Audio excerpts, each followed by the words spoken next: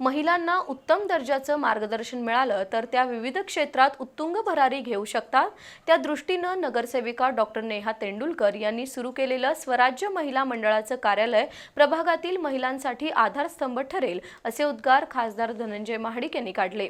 प्रभाग क्रमांक 20 मधील महिलांसाठी तपोवन शाळेजवळ सुरू केलेल्या स्वराज्य महिला मंडळाच्या कार्यालय शुभारंभ प्रसंगी ते बोलत होते। कोल्हापुरातील प्रभाग क्रमांक 20 मधील महिलांसाठी नगरसेविका डॉक्टर नेहा तेंडुलकर यांनी स्वराज्य महिला मंडळाचं कार्यालय सुरू केलंय।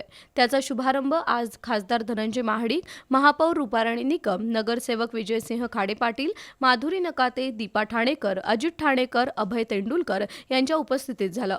या कार्यालयात महिलांचे प्रश्न आणि समस्या सोडवल्या जाणार आहेत। तसंच गरजू महिलांना शिलाई कामासह विविध रोजगारपूरक कामांचं प्रशिक्षण दिलं जाणार आहे, असं डॉक्टर नेहा तेंडुलकर यांनी सांगितलं। तर हे कार्यालय परिसरातील महिलांसाठी आधारस्तंभ ठरेल असा विश्वास खासदार धनंजय महाडिक यांनी व्यक्त केला। यावेळी आजी माजी नगरसेवक आणि प्रभागातील विविध मान्यवर उपस्थित होते।